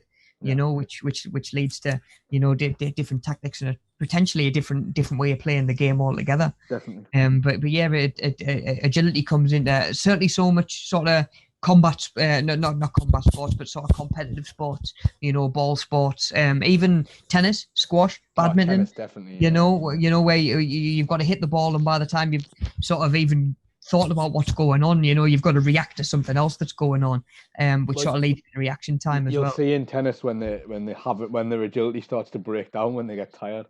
Yeah, like that becomes a problem, and you'll see them just stop. Like normally a ball that would have went for, it's gone the opposite end of the court, and they're just like, I'm not getting there. Yeah, and it's because they've pivoted onto one foot, and the ball's gone that way, and they're just like, well, nah, can I get there? Can't shift my weight and move in that direction anymore. I'm too tired. Yeah, definitely. Or they'll just fall, like they'll just be on the deck, and it's because they kind of change direction without losing the balance, like it says. Yeah, of course, and of course, balance is another one that sort of ties in, but is different as well. So if we can spin on to the next one and actually look at balance, so it's pretty much just your ability to maintain your center of mass or your center of balance over a base of support. You know, so normally when we're stood up, we've got our feet underneath us, and we're going to try and keep our chest, our head over our feet, because of course you start to lean forward. Unless you're Michael Jackson, you're falling over. You know, you're going to hit the deck. Now there's 2 different types of balance that we've got. We've got our static balance, you know, which is you know, more like a handstand where you're not really moving; it's a hold. Again, quite important, and it definitely develops when you're doing stuff like yoga, Pilates, stuff like that. Your static balance, but then we've got your dynamic balance as well, which is balance while moving, you know, and that can again be gymnasts that are doing flips, even like Olympic divers, you know, when they've got to sort of keep their body in a certain shape, and it's a lot of body control. They've got to sort of remain balanced and in control throughout that movement. You know, cartwheel there, you know, a really good example. If you lose your balance halfway through a cartwheel, your feet aren't going to land where they're supposed to land. If you're doing that on a beam, that's just going to end in tears, you know. And you really can end up hurting yourself. But of course, repetition as well sometimes is the best way to work on that balance. I actually used to train a lady in the gym who was totally blind. I'm not sure whether I've mentioned it to you before, buddy, actually, but just for the guys at home, there was this lady who, she was blind, and her balance was the thing that she struggled with the most. Obviously, she had like a seeing stick as well, you know. that doubled up as a bit of a walking stick, and I just did balance work with her in the gym, you know, and that's little things like, have you ever seen it's like a Bosu ball, or like a wobble board? It pretty much creates like the face of the item or the object that's in contact with the floor is really stable and really solid, but then it gives you a surface, another sort of surface that might be sort of like almost like a waterbed sort of feeling, you know. And you're standing on that, and you're trying to maintain your balance. I've found a picture of it. Yeah, it can make a lot of exercises harder and help you develop those stabilizing muscles. But all I was doing was holding her hands, both of her hands, getting her to step on, getting her to step off, letting her get a feel for it. Then it came down to like one hand. She was just holding one of my hands and stepping on and off and on and off, and she had better balance. And then it got to the point where no hands, but she knew that I was there to grab hold of if she felt like she needed to, and she was just in the end using the sound of my voice as sort of like a reference, like a point of reference, and she was stepping on enough of that by herself. We obviously with no visual support at all, really comfortably by the end. And again, you know, we might be thinking balance. Why is it so important? You know, I'm not doing any handstands. I'm not doing any cartwheels anytime soon. You know, that to her made the difference between her being able to carry a tray with her dinner on into the living room by herself. You know, and I remember the day she came in and told us that she'd done that for the first time since she'd lost her sight, and it just absolutely blew me away. And that's got to be six years ago now, you know, and that's stuck with us ever since, really. You know, so balance is a big thing day to day. You know, of course, the older we get, the more sort of brittle and fragile our bones get. You know, it gets to the point where even just falling in the house can be really sort of threatening and really dangerous. You know, so of course, even if you're not really thinking about doing any sports or activities or stuff like that, balance is still something that we need to think about. Definitely. So I know we've mentioned a couple of sports. We've mentioned a couple of sports there that are going to use probably both of those. You know, dynamic balance again's coming into a lot of sports. You know, when you see a footballer go up for a header, there's a lot of control that's required there for them to land in the way that they need to land. They're sort of balanced throughout that whole movement. So rolling on to the next slide, looking at coordination. Again, sort of links in with that agility, a little bit of balance as well. It's just the smooth flow of movement needed to perform a motor task efficiently and accurately. So, you know, you could say sort of hand-eye coordination, if you've ever heard anybody say that they've got no hand-eye coordination. Somebody who's typically clumsy or sees themselves as clumsy might be maybe it's just like a lack of coordination through certain things. You know, not always necessarily linked to sports even. You know, it can just be, you know, if you've ever done the old what is it, pat your head and rub your tummy? Like that's coordination as well. Trying to spin your arms in opposite directions is the one that always gets me. So one forward, one back. Yes. And I can't do it. Yeah. Or you put your hands, so you get your hands out flat in front of you like that, and swap them over, and then bring them back through, and you get someone to point at a finger, and you have to move that finger. And honestly, it's your brain will completely melt. It's it's a strange one, coordination. Because it affects just so much of our day-to-day life. You know, it's just pairing up movements, and maybe it's more than one movement at once, in reaction to, or at the same time as obviously reacting to the stimulus that's coming in. You know, driving requires quite a lot of coordination. You know, even at the minute, you know, trying to get in and out of the shops and staying out of everybody's way, and sticking to all the rules and stuff like that as well. You know, but dodging someone when you're walking towards them, and then you do the little step. Oh, the little shimmy, darts is you know, I don't know if we're going to go as far out and call it a sport, but I don't know if anything's a sport if you can have a pint at half time. No, well, during, or during even, or during. But you know, the hand-eye coordination is just so key. In darts, stuff like that. Again, passing the ball in any sport, you know, be it your quarterback giving it the old Hail Mary, or you know, tennis. again. Tennis, yeah. Oh man, I've gone along and thought that like trying to get the ball where you want it to go is the hard bit. Like no, hitting the ball with the little racket in your hands the hard bit. Yeah. You know, It's you're like going where along. the racket needs to be as well. Like if you watch the elite tennis players, they're swapping where the racket is. Sometimes they're hitting it with two hands, but they know exactly when to Yeah, do that. Like yeah, the selection of when is yeah, it's efficient and it's accurate as well. yeah. And of course, it comes from repetition, doing the Yeah, same things over and over. You know, just like you see it in anything, don't you? You know, just breaking down little combos. Even you see it quite a lot in like the boxing, where you see people training and they'll go like obviously pad duck, yeah, that sort of thing. It's just making movements so natural and so naturally coordinated that you're almost able to do them on autopilot yeah. when you need to do them. It's the same as if you've ever picked up a musical instrument. You know, if you're looking at playing a guitar and you're trying to do the fret hand and the strumming hand at the same time, if you play a song over and over and over again, it gets to the point where you maybe don't even need to look down. You know, and muscle memory as well comes into that coordination. Touch type on your keyboard as well. Yeah, oh, definitely, yeah. I just prod with one digit, me. Prod with one digit. Yeah. I can Yeah, type quite quickly, but as soon as I look away from the keyboard, it's like, nah. that's it. Yeah. Okay, so rolling on, just finishing these couple up before we look at different training methods. So power is the work done in a unit of time, and it's normally the force that's been exerted times by how far that force has been moved in distance, divided by how long that has actually taken to do. You know, so power again, you're talking like maybe sort of explosive strength.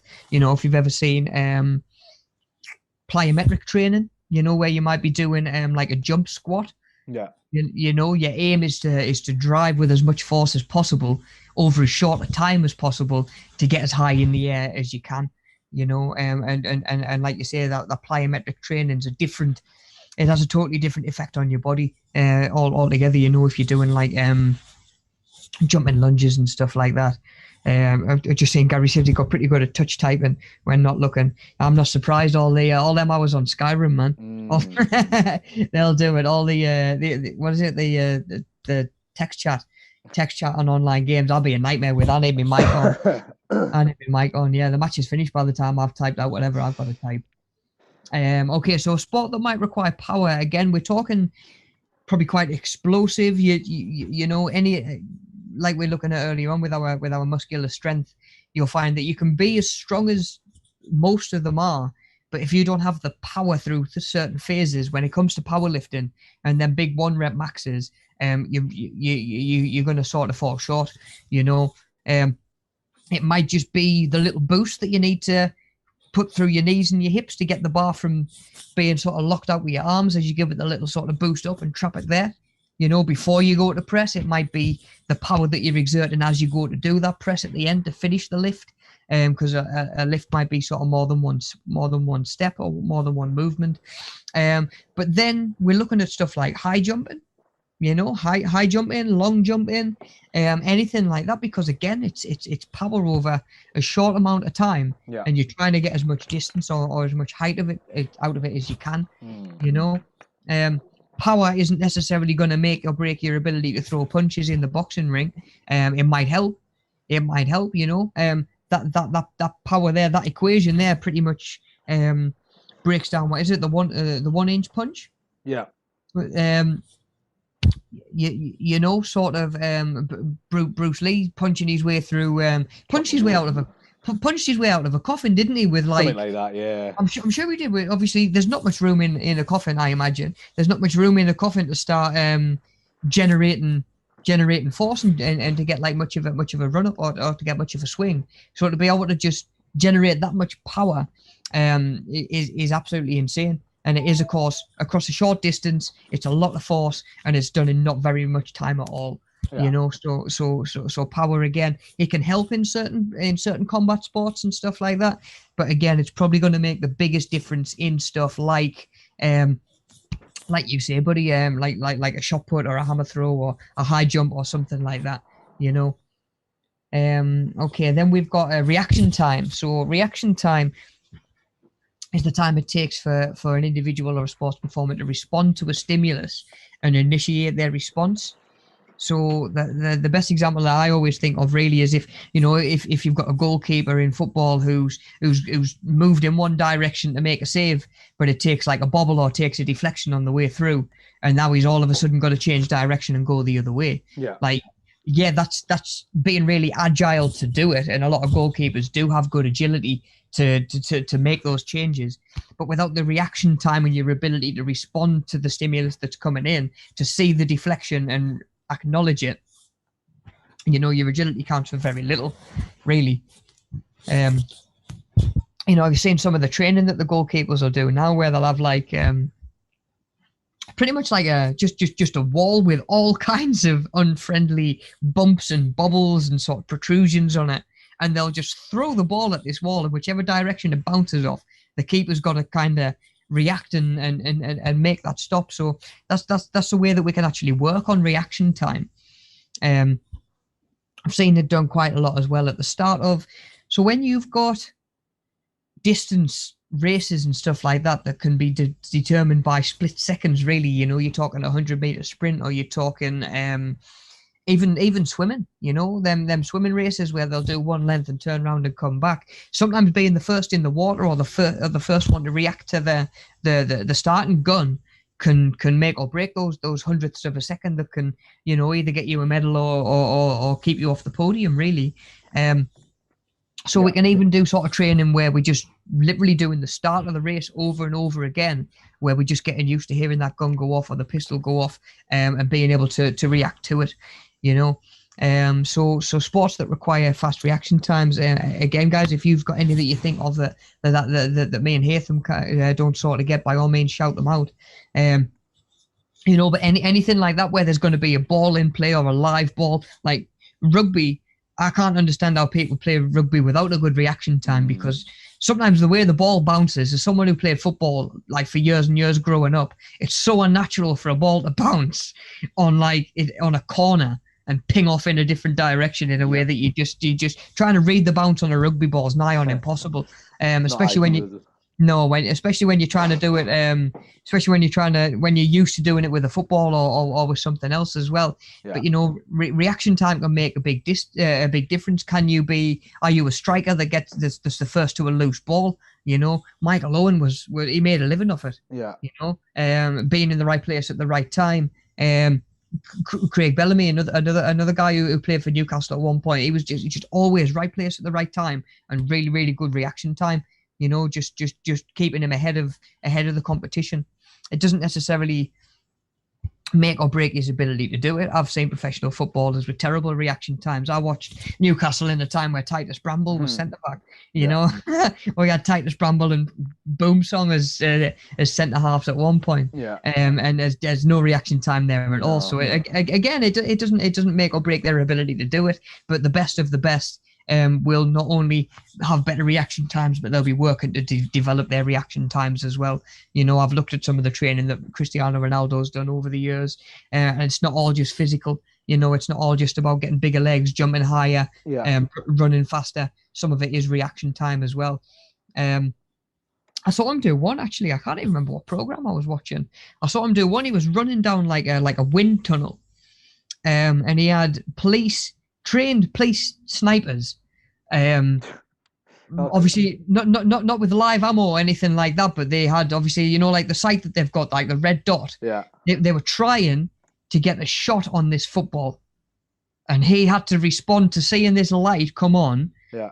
And roll the ball out the way in whatever way, make it so that shot didn't register on that ball. And he had to make his way down this wind tunnel, and he had a team of police snipers, and they were single digits the amount of times they managed to shoot the football. But again, that's just reaction time, and of course being able to respond to that stimulus as well. Yeah.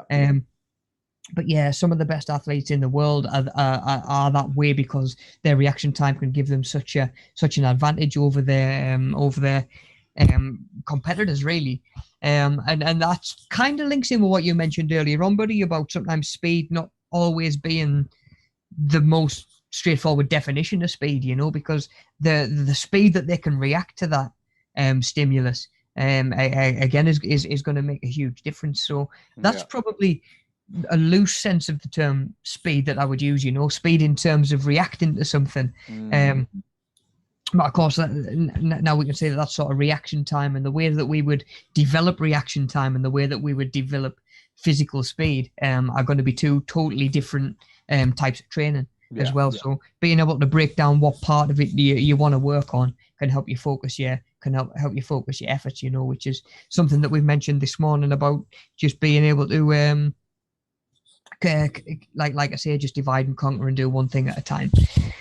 Okay, so spinning on from there then, mate, and we've got a few slides just to finish us up. So we've got our sport specific training methods. Yeah. So the fitness training method selected should meet the needs of the performer and the fitness requirements of their sport. Yeah, so that is just a fancy way really of saying train for and try and get better at the stuff that you actually need to get better at. To do whatever it is that you're trying to do, really. Sometimes that's a little bit more straightforward if you are an athlete or you've got a particular sport that you're working towards. It's maybe a little bit harder to pick where to even start if you are just trying to be a little bit healthier and trying to be a little bit fitter. I wouldn't necessarily worry about your reaction time. First thing I would normally work at would be your muscular endurance and your aerobic endurance, because at the very least that's going to let you get out for a walk, which is probably the main form of exercise for most of us at the minute. Yeah. But yeah, like I say, get the most out of your time and the most out of your effort as well, because there's no sooner way to sicking yourself off than feel like you're wasting either time or effort. So yeah, try and focus on, or we should always try and focus on what actually we're trying to improve and training and testing that in specific ways. So for example, if you train in muscular endurance, you would use circuit training, or like Hatham says earlier on, 50 repetitions in as short a time as possible, rather than picking just a heavy weight, doing 1 or 2 reps and putting that down and go, okay, my muscular endurance is going to be better. Like it won't be. Your muscular strength will be, but again, that might be something that's totally redundant to what you're trying to do, and you might find that you're training the wrong thing altogether, really. Which is about as disheartening as it gets. And of course, that's what we're trying to stay away from. Okay, so next slide, just touching briefly on body composition. Again, it doesn't make a massive difference when we're looking at the ways that we would test different components of fitness. An endomorph and an ectomorph would still test or be able to develop reaction time in the same ways. The body composition side of things and the body types just kind of comes into play when we're thinking about what we might be more naturally suited to. My natural body shape, if I turned up for like a 12-week sumo wrestling course, I'm probably not going to have a great time. It's not playing to my strengths, and I'm probably not going to stick it out and get sickened off well before the end. At the same time, someone who might be more naturally built for strength and stuff like that, and strength and power, might not necessarily be so great at distance running. Someone like a mesomorph might struggle to carry that extra muscle over a longer distance. So we've got our endomorphs, which are a rounder body type with a waist that's often bigger than the chest. So talking sort of like a real sort of like a barrel shape almost. These people tend to have short arms and legs, and they'll store fat, and they will build muscle quite easily. It's weird though, because like you get people who are in between all of them, right? Yeah. You'll tend to find that not many people are strictly just one of them. The majority of us are a mix of two. I'll often see it displayed as like a triangle, like with 3 points. So you've got ecto, meso, endo, and then we all fall somewhere within that triangle. Yeah. Like, you look at like the likes of Thor Bjornsson, and like he's absolutely massive, and he's quite clearly mostly an endomorph, but he's got really long arms and long legs. Like he's just an absolute unit, and he can when he picks a weight up, like it with his arms, he can reach down so far to get it. Like it's just ridiculous. Yeah, he's got like a lot of reach on him. Yeah. Definitely. Yeah. So yeah, like you say, a lot of people tend to be a mix of both, and obviously your training's going to have a big effect on what your body shape actually looks like. Yeah. I've had people that are ectomorphs over the years convinced that they're endomorphs just because they've got their 40, 50, their metabolism slowed down, and they've put a little bit of weight on around the gut. It's like, no, you're just an ectomorph that is Put a maybe bit a of weight little on. bit out, Yeah. a little bit out of shape. Yeah, who's just, or maybe he's just, getting a little bit older. Like, who isn't? Who isn't at the end of the day? We're all getting older. Yeah. You know, it doesn't necessarily mean that you're that changes the body type that you were born with. You know, and more often than not, we can tell from a young age. Certainly by teenage years, we can tell normally where people are going to fall on that graph. You know, I went to school with lads that had bigger shoulders when we were doing PE at 13-year-old than I do now. Do you know what I mean? It's crazy, you know. But yeah, so we've got endomorphs, we've got mesomorphs, which are sort of like, yeah, it's almost like the best of both worlds sort of build, to be honest, but it does have its pros and cons. Yeah. So it's almost like your average build, normally with natural muscle definition and strength, building muscle really easily, and a fast metabolism helps them lose fat and maintain muscle as well. Like that sounds absolutely ideal, doesn't it? You know. Yeah. I've known people I've known mesomorphs in my life that just don't train, and I'm like, come on, man, you've got genetics that I would kill for, Yeah. you know, and you're sitting around and letting them go to waste. But we get what we're given, you know. You just get used to your own strengths and your own weaknesses as well. You know, that self-reflection's a big thing. But a mesomorph will only get the benefits of these things if they're following a training plan and a diet specifically past a certain age as well, you know, and it's different for everybody. You know, we all know that 21-year-old who's in really good shape and he's never really been to the gym and he doesn't really exercise and stuff like that. I'm sure we've all known that person over the years. When that person gets to 30, 40, they're still going to get to the point where they need to do something to utilize the good genetics that they've got. Like I say, I've known mesomorphs be really out of shape, and again, knowing how quick and easy it probably would be to get them into shape. Yeah. But that's of course everybody's decision to make as well. But yeah, without the training and without the right food to go in, it'd be really easy for them to just gain a lot of muscle and a lot of fat as well, you know. And of course, having a high muscle percentage or a high muscle ratio doesn't count for quite as much when there's just as much fat there as well, because you can't see it. You know, all the definition that would be there is going to be hidden just under that maybe layer body fat, you know. Yeah. Abs not coming through, or you know, anything like that really. Then we've got our ectomorph, which is, you know, myself, you know, probably yourself as well, buddy. You know, ectomorph, ectomeso, somewhere in there. Yeah, we're probably both somewhere on the same spectrum.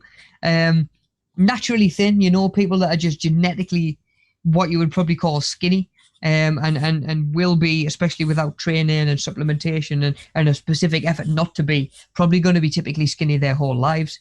But again, if you see an ectomorph that gets really big in the sense of bodybuilding, muscular, they're still going to have probably really skinny wrists, really skinny ankles, struggle to put mass onto their calves, narrow shoulders. That do take a lot more work to get to the point of where a bodybuilder would need to be. So yeah, we've got, like I say, different body types that again maybe give us a bit of an idea which one of these we might fall into or be closer to, or be a mix of two of them. And again, just give us an idea where we might be more sort of suited when it comes to picking an exercise that we're going to go and try for the first time. Yeah. You know, Give you a better idea, doesn't it? Yeah, definitely. I would like I say, it's not always about being good at something, certainly not about being the best, but if we don't feel comfortable doing something, it's only gonna last for so long, I think. And of course that's the complete opposite of being, or the idea of being sort of sustainable. Yeah. I'd rather do something less beneficial but for longer, for drastically longer, you know, rather than doing something that's going to be really beneficial for 2 weeks and then goes out the window as well. Yeah. You know, and picking a new bit of fitness is exactly the same. Now, in a couple of weeks' time, we're actually going to do a little bit of research and look around yourselves and see what's going to be available in the area, either now or as things start to open up again. You know, when hopefully we do get to that point, as long as it's done safely, of course. But yeah, just now's a good time, you know, to start having a look around, do a little bit of research. What is going to be around you? You can get an idea of cost and equipment needed, which are even more barriers that we're going to look at next week. And maybe help make things a little bit easier in that sense. But now's a good time to be doing a little bit of research. You know, have you ever tried like rambling and walking and hiking? You know, you might try it and you might really enjoy it. You know, it might really be for you. Yeah. Okay, just to get us wrapped up with a PowerPoint then, just moving on to the fitness testing methods. So, like I'm saying, there's different ways of training each of these different components, and there's different ways of testing whether we actually are getting better at them. You know, we're talking at looking at resting heart rate can be a really good way, and your blood pressure as well to just check your or your aerobic endurance. You know, how fit are you? Your BMI will give you a rough idea for your body composition. It's not the be all and end all, and I'll explain why in a sec when we get a look at it in the workbook. But it can be a good indicator and a good start point. Then we've got our one rep max training, like I mentioned earlier on, which is just lifting as much weight as you can once. You know, really just to see how your muscular strength's doing. That one. Yeah, oh yeah, definitely. You know your limits. Make sure you're doing it safe, and always try and have a spotter really, especially if you're bench pressing or overhead pressing or even squatting. To be honest, you want a spotter on you. The only one that you'd probably get away with doing by yourself really might be a deadlift, but even then, that's with good proper form. Technique, really good technique. And if you can do that without someone there to spot your form as well as the weight, then you might be able to do that by yourself. But there's not many one rep max exercises I would recommend doing by yourself. No, definitely not. Sit and reach test. You know, we mentioned earlier on you can do to sort of test your flexibility, see whether you are getting more flexible. Are you getting further down the scale each time? You know, have you maybe it's a good way to do as well. If you do have maybe a heavy hamstring session and you know your hamstrings are tight, do the old sit and reach test and see what an impact that training has had. You know, say like, oh, like I've lost like 6 inches of reach just through training my hamstrings yesterday. You know, I'll maybe not expect so much of my hamstrings today. Because just because you're not training them doesn't mean you're not using them day to day as well. And sometimes we can ask a lot of them right after we've trained them as well. And then we've got our skin fold calipers as well, which again, body composition, telling us how much water, how much body fat we're carrying. Which can be the difference again between your abs coming through and your abs not coming through, amongst a lot of other things, you know. Okay, so the method of testing selected should relate specifically to the component being tested. Again, just making sure that we're getting the most out of our time and our efforts. If I was going to check someone's one rep max to test their fitness, sitting there and getting the skin fold calipers out and saying, right, your 20% body fat gives us no indication at all, really, you know.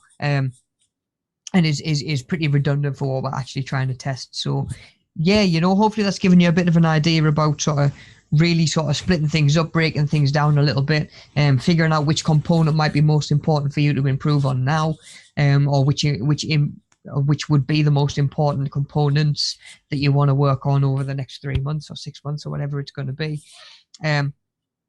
And just making sure that everything we're doing is specific, you know, because if there was a one size fits all answer, we would just all be doing the same thing, really, wouldn't we? Right, of course. It would be nice, but that's not how it works. That's it. You know, it's personal training for a reason. Like I say, I've worked with people over the years that have got the same program for everybody. It doesn't work, and sooner or later, clients get wise to it. You know, when they're in the gym doing their sort of homework or the sessions that they're doing by themselves, and they see you with another client and you're doing exactly the same session with somebody else. It's like, well, hang on, I thought my workouts are meant to be personalized to me. Why is somebody who's 30 years older, different gender, different goals in mind, doing exactly the same thing as me, you know?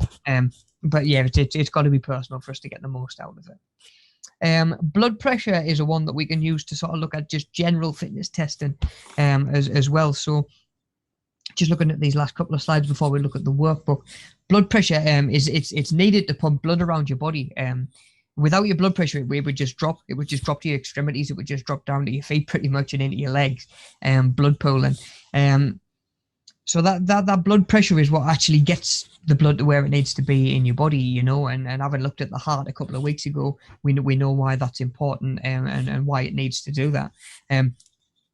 The pressure in the is greatest at the aorta, which we know is the main artery, where the blood leaves the heart to go around the body. And of course, the pressure's got to be the greatest there because it's got to make it round to the rest of the body. You know, the further away from the aorta you get, the blood pressure is still going to be high, but not quite as high as it is at the aorta.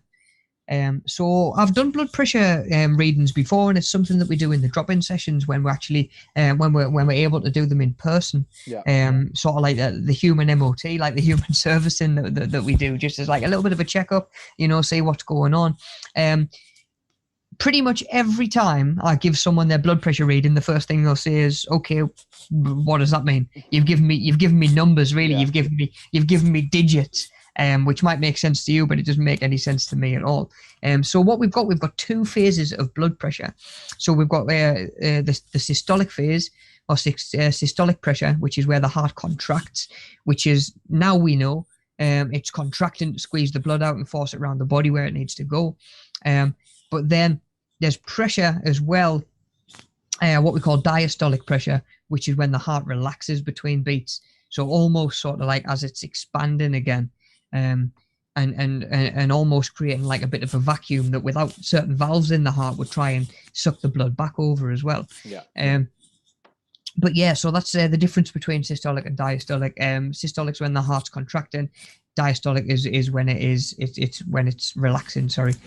So the two phases of those can be sort of put together and used together to see if someone's within limits. So normal limits for systolic would be 120 to 139. Yeah, anything from 140 up is classed as hypertension, which, you know, which is where we're looking at cause for concern, and we need to be putting things in place to sort of bring that down and address that sort of ASAP. And then diastolic, anywhere between 80 and 89, because of course, if it's as the heart is relaxing, the pressure is not going to be as high, but there is still going to be pressure there as well. So 80 to 89 is the normal range for that, and anything above 90 will be classed as hypertension. So there you go. Maybe there's a little bit of information there that's going to help you break down your next blood pressure reading. You know, maybe you've been for one recently. You know, maybe you're due for one. Maybe you're due for a physical. When one at home as well, if you need to take it quite often. Yeah, well, like a home monitor. Just like a home monitor. Yeah. If you've been told to like monitor it by a doctor or whatever, you'll have to buy one, I'd imagine. Yeah, definitely. But they can be quite cost effective as well, you know, depending on where you're getting them from. And of course how often you need to use them. Fingers crossed, hopefully, you know, we'll be back in the office soon enough, and we'll be able to get drop-ins done the way that they're normally done, and anybody is more than welcome to come along and get their blood pressure done for them, you know. Amongst other things as well. So if that is something that you'd be interested in, drop me a message, even if you don't really feel like you want to or need to, while we're sort of doing them over Zoom and talking about health and fitness and stuff like that. Even just let me know and I'll get you on a list and let you know when we're going to be doing that in person again. If that is something that you did want checking, because that could be every week. Anyway, that might actually save you needing to buy one yourself, really. Yeah. Okay, cool. So that finishes us up for the PowerPoint today, but we've got a new workbook to look at. Last week finished up our How the Body Works workbook. So that should be done now, guys. If you're having any problem with any of that, again, please just let me know and I'll help you work through that. This week we're going to start looking at our Planning Your Own Fitness program workbook. Now, there is a last slide on the on the PowerPoint that'll be available to go back and watch. Just reminding you what's what for the week. You know, what pages do you need to be doing, what activities in the workbook need doing. So this week we're going to do pages 2 to 7, and finish page 7 as well while we're on. Page 2, it's asking you all about the different things that we've looked at. It sure is. So different components, you know, sports that they're going to be maybe suited to, or you know, roles within sports even that they're going to be that they're going to be used in. Okay, then from there, yeah, we've got our resting heart rate. So if you've never done your resting heart rate before, what you're going to want to do is just take two fingers and put them either on your wrist or on your neck. Stay away from the temptation to use your thumb, because sometimes your thumb can have like its own pulse a little bit, which can throw your count off. So all you're going to do, just set a stopwatch or a timer away for 60 seconds and count how many beeps you get. You know, or how many pulses you feel it in your wrist. You've got a monitor, Yeah, like a Fitbit, yeah, or a yeah, Garmin, or an Apple Watch, or whatever. It'll tell you your resting heart rate yeah. quite Forget, nicely.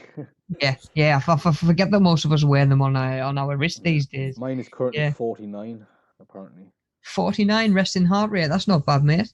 Not bad at I'm all. doing it again to make sure, because I don't know if that's right. But yeah, it dips, and then it'll go up. And because I'm not particularly well at the minute, sometimes it's really high. Stand up Yeah, goes up like 100 sometimes. yeah. It gives you an idea, doesn't it, how hard your body is working to do what it is currently doing. Yes. Or what it has been doing, yeah, and that can just be sitting down. That could be, like I say, you get to the top of the stairs and you might realize that your resting heart rate shot up by like another 50 or another 30, another 20, whatever it is. So again, that's something to do actually. So if you do this week's fitness video, and if you've been doing them as we go by week, do your resting heart rate maybe even just now, you know, or just before you start, see where your resting heart rate is, and then see where it is again when you've just finished, and see what your working heart rate is, and see what a difference that can make, because that can be quite interesting. Remember, the workout video link as well as the workbook link are both now in the chat and in the description.